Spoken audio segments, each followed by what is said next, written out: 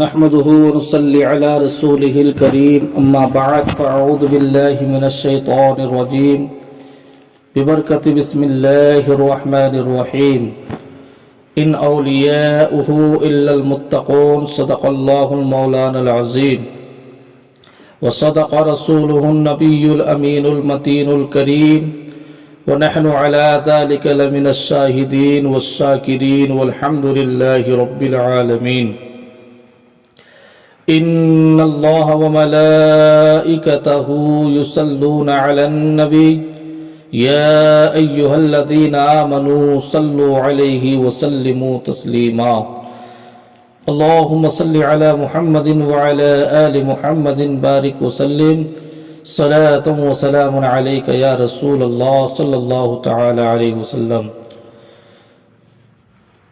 معزز سامعین و حاضرین، اللہ تبارک و تعالی کا بے پناہ احسان عظیم ہے کہ ہم اور آپ اللہ تبارک و تعالی کی مقدس گھر میں جمع ہے۔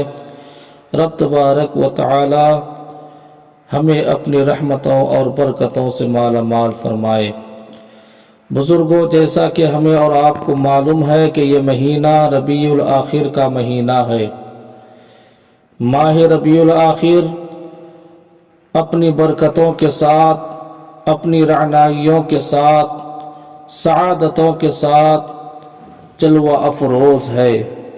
اس مہینے کو شہنشاہ بغداد، تاجدار تصوف و طریقت، مسند نشین بزم ولایت، حجت الکاملین، سند العارفین، امام الصوفیاء، سید الاولیاء، غوث سمدانی، شہباز لامکانی، واقف اسرار حقانی، محبوب سبحانی، قندیل نورانی، حضرت سیدنا شیخ عبد القادر جیلانی سرکار غوث پاک رضی اللہ تعالی عنہ کے ساتھ نسبت حاصل ہے۔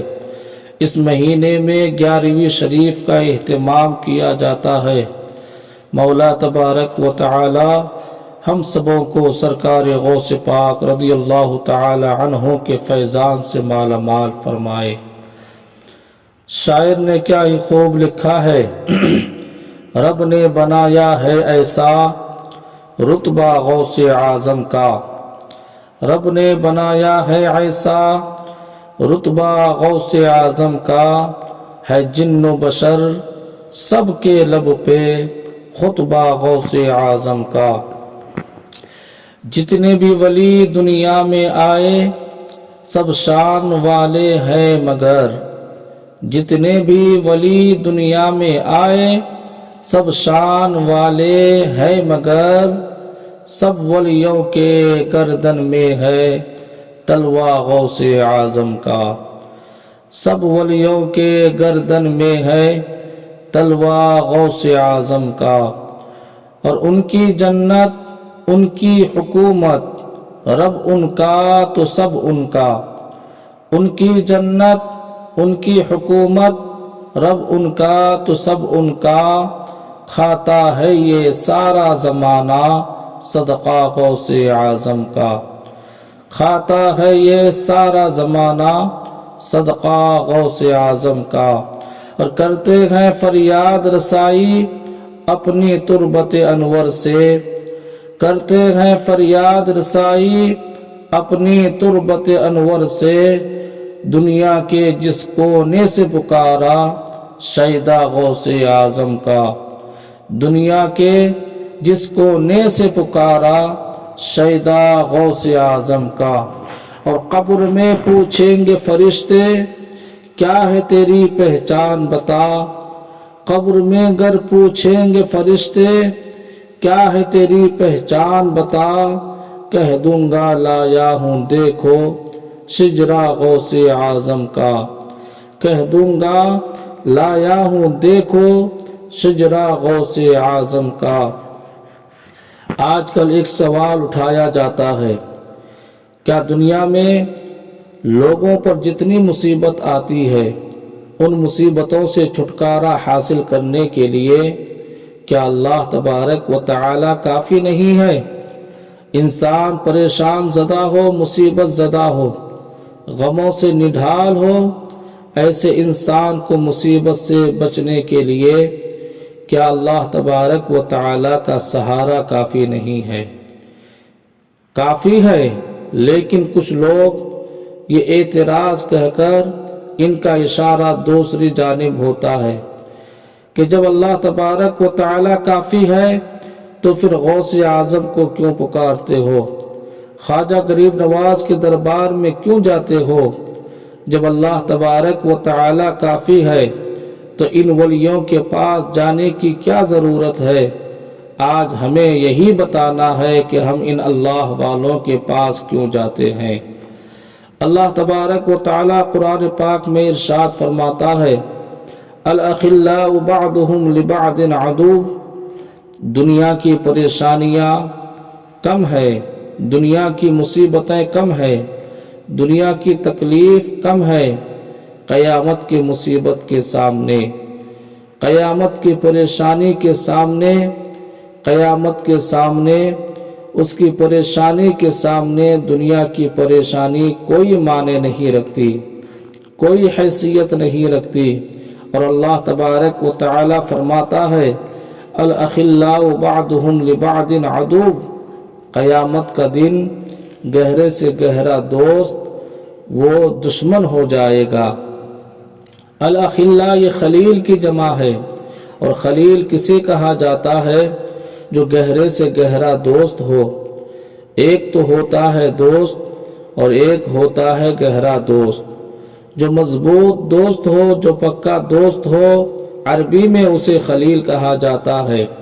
اور اللہ تبارک و تعالی نے بھی دنیا میں خلیل بنایا ہے۔ اللہ نے کس کو خلیل بنایا ہے؟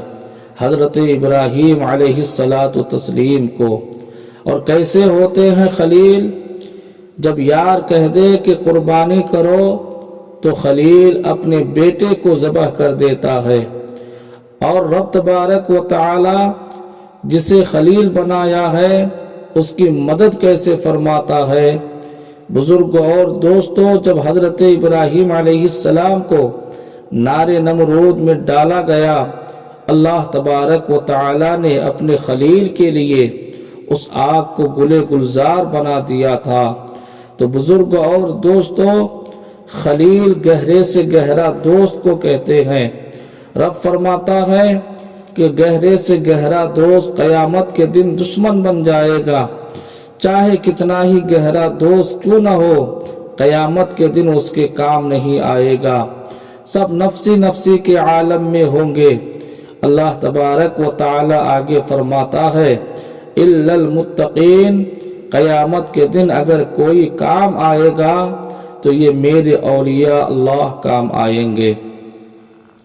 قیامت کے دن گہرے سے گہرا دوست دشمن بن جائے گا۔ ہاں، اگر کوئی کام آئے گا تو متقی کام آئیں گے، پرہیزگار لوگ کام آئیں گے، نیک لوگ کام آئیں گے۔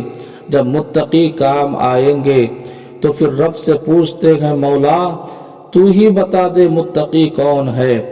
ہم کسی ملا کی نہیں بلکہ اللہ کی بات مانیں گے، ہم رسول اللہ کی بات مانیں گے۔ مالک جب قیامت کے روز گہرے سے گہرا دوست دشمن بن جائے گا، صرف متقی کام آئیں گے، تو پھر یہ متقی کون ہے؟ تو رب تبارک و تعالی قرآن پاک میں ارشاد فرماتا ہے کہ ان اولیاءہ الا المتقون۔ یہ جو متقی ہے یہ اللہ والے ہیں، انہی کی پہچان ہے کہ ان کے اندر تقوی ہے، اور انہیں میں نے اپنی بارگاہ کا مقبول بنایا ہے۔ یہی وہ متقی لوگ ہیں۔ بزرگوں اور دوستوں، جب اللہ کے ولی قیامت میں کام آئیں گے، اللہ کے ولی قیامت میں لوگوں کی مدد کریں گے، تو کیا یہ اللہ کے ولی دنیا میں کام نہیں آ سکتے ہیں؟ ضرور کام آ سکتے ہیں۔ اور بزرگوں اور دوستوں، جتنے بھی دنیا میں اللہ کے ولی ہے یہ سب متقیوں کی جماعت ہے، یہ سب پرہیزگار لوگوں کی جماعت ہے، اور سارے اولیاء تو متقی ہے۔ اور سارے اولیاء کے جو سردار ہے اس کا نام سرکار غوث پاک رضی اللہ تعالی عنہ ہے۔ جن کو سرکار اعلیٰ حضرت نے فرمایا کہ غوث اعظم امام التقا والنقا، جلوہ شان قدرت پہ لاکھوں سلام۔ یعنی غوث اعظم صرف جو ہے متقی نہیں ہے، جن کو امام الاتقیاء کہا گیا ہے، یعنی متقیوں کے سردار کہا گیا ہے۔ تو جب عام ولی ہم غلاموں کے کام آ سکتے ہیں تو آخر قیامت میں کام آ سکتے ہیں، تو بزرگوں اور دوستوں، غوث پاک رضی اللہ تعالی عنہ ہم غلاموں کے کام کیوں نہیں آ سکتے ہیں؟ ہمارا یہ عقیدہ ہے یہ اللہ والے یہ ہمارے دنیا میں بھی کام آتے ہیں، ہمارے آخرت میں بھی کام آتے ہیں۔ بزرگوں اور دوستوں، ہمیں سرکار غوث پاک رضی اللہ تعالی عنہ کے ساتھ عقیدت رکھنے کی توفیق عطا فرمائے۔ مولا تبارک و تعالی ان بزرگان دین کے صدقے میں ہماری دنیا کی پریشانیاں دور فرمائے اور آخرت کو تاب نام بنائے۔